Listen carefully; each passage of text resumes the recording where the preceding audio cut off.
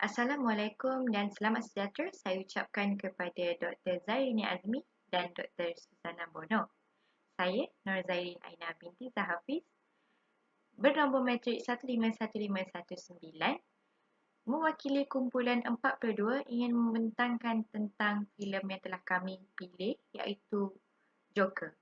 Berikut merupakan senarai ahli kumpulan bagi kumpulan 42 yang terdiri daripada 10 orang ahli dan diketuai oleh Tae Yuan Yun. Berikut merupakan pembahagian tugas yang telah kami lakukan.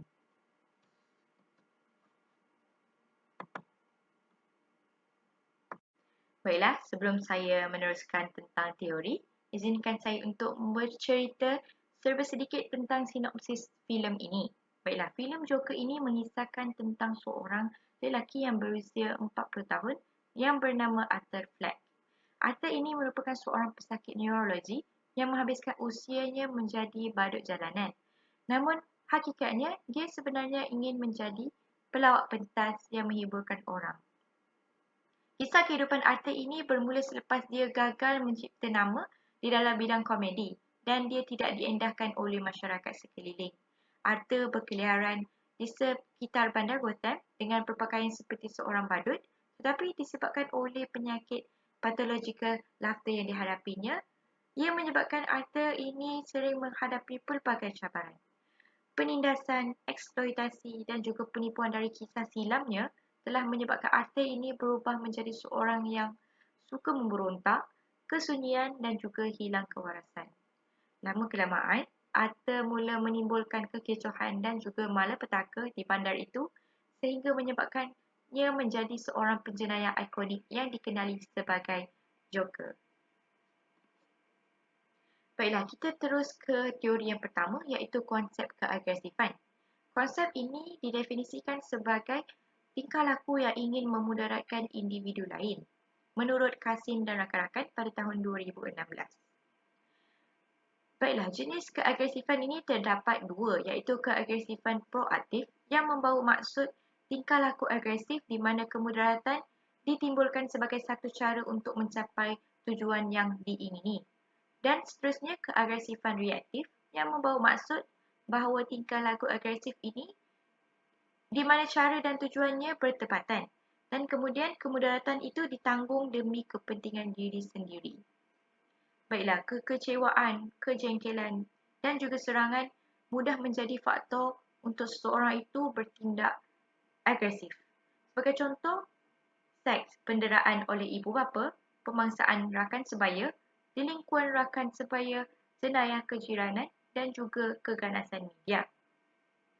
Konsep keagresifan ini juga berkait rapat dengan hipotesis kekecewaan dan keagresifan yang membawa idea bahawa kekecewaan ini selalu menimbulkan motif untuk menyerang dan bahawa semua keagresifan adalah disebabkan oleh kekecewaan. Baiklah, seterusnya konsep keagresifan ini berkait rapat dengan senario yang terdapat dalam filem Joker ini pada adegan minit ke-48 sehingga ke minit 55-15 saat.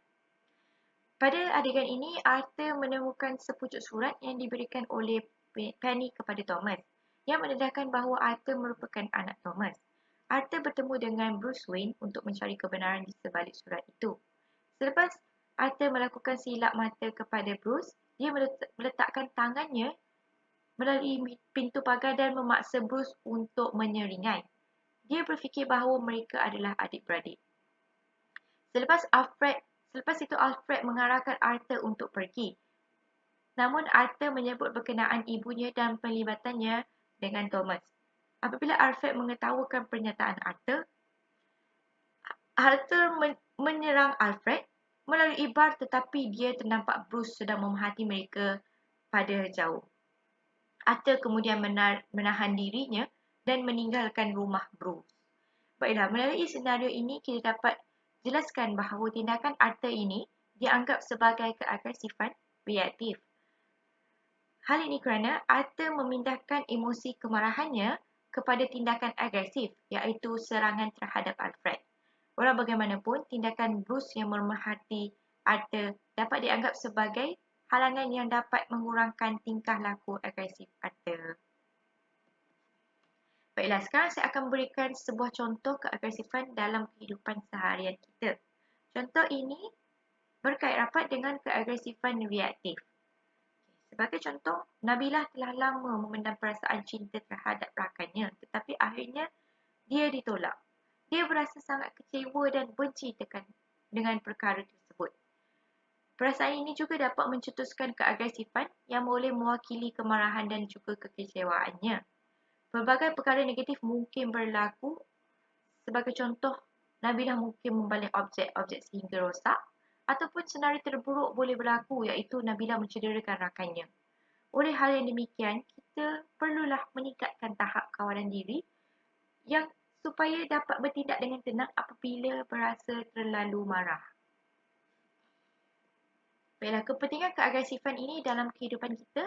Yang pertama, kita perlulah sedar tentang punca yang menyebabkan seseorang itu menjadi agresif dan mengurangkan stimulus yang mencetuskan keagresifan seseorang. Ia dapat meningkatkan kawalan diri orang tersebut. Yang kedua, kepentingan mengurangkan tingkah laku keagresifan ini dapat mengurangkan kes jenayah seperti penderaan kanak-kanak dan juga pembunuhan. Hubungan sosial juga akan dapat dijamin dan juga prestasi kerja seseorang itu akan meningkat. Baiklah, kita masuk ke teori yang kedua iaitu konsep kesunyian. Konsep kesunyian ini merupakan suatu keadaan di mana seseorang itu dia berada dalam emosi negatif ataupun perasaan deprivasi ataupun cuba mengasingkan dan menghadkan diri mereka daripada interaksi sosial antara manusia. Menurut Kasin dan rakan-rakan pada tahun 2016, mereka telah mengelaskan konsep kesunyian ini kepada beberapa jenis. Antaranya ialah kesunyian intimasi yang membawa maksud bahawa seseorang itu mahu tetapi tidak mempunyai pasangan, orang penting ataupun kawan baik untuk bergantung kepada sokongan emosi terutamanya semasa mereka menghadapi krisis peribadi. Seterusnya, dari jenis kesunyian hubungan iaitu seseorang itu dia mahu tetapi tidak mempunyai persahabatan dari sekolah dan juga tempat kerja serta hubungan keluarga. Baiklah, konsep kesunyian ini dia berkait rapat dengan senario kesunyian intimasi yang membawa kepada Arthur mengalami gangguan delusi. Pada satu hari di apartmennya, Arthur bertemu dengan seorang ibu tunggal muda bernama Sophie. Dalam perjalanan ke apartmen itu, Arthur mengajak Sophie untuk keluar bersamanya ke salah satu rancangan komedi. Satu hari kemudian, Arthur pulang ke rumah dan pergi ke pangsapuri Sophie. Tetapi Sophie nampaknya tidak mengenali Arthur. Pada masa itu, Arthur sedar bahawa dia telah silap membayangkan keseluruhan hubungan mereka. Dalam fantasinya, Sophie adalah seorang yang pasif dan pendiam, tetapi dia sangat menyokong dan juga dia menghiburkan Arthur. Belas kasihan Sophie ini dapat mengisi kekosongan Arthur, tetapi tak lama kemudian, mimpi ini tidak lagi dapat menenangkan Arthur. Penjelasan melalui senario ini ialah kesunyian intimasi yang dirasai apabila Arthur mahu tetapi tidak mempunyai pasangan ataupun kawan baik untuk dipercayai telah menyebabkan ia menjadi lebih serius dan dia mengalami halusinasi untuk mengatasi kesunyian tersebut. Untuk mengetahui bagaimana rasanya disayangi oleh pasangan. Baiklah, antara contoh kesunyian dalam kehidupan ialah berkait rapat dengan kesunyian sosial yang disebabkan oleh ketiadaan rakan yang menyokong dan lebih berhubung kaitkan dengan rangkaian sosial. Menurut Houston dan Straub pada tahun 2020.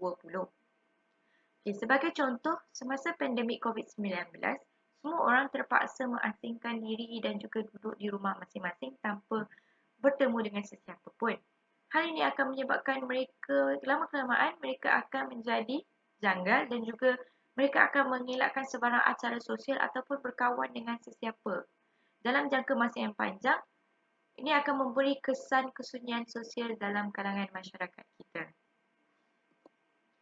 Baiklah, kepentingan kesunyian ini dapat membantu seseorang itu untuk reset kembali emosinya dan juga dapat membantu seseorang itu untuk memberi ruang dan waktu kepada seseorang untuk berfikir dengan lebih munasabah dan juga logik dalam membuat keputusan.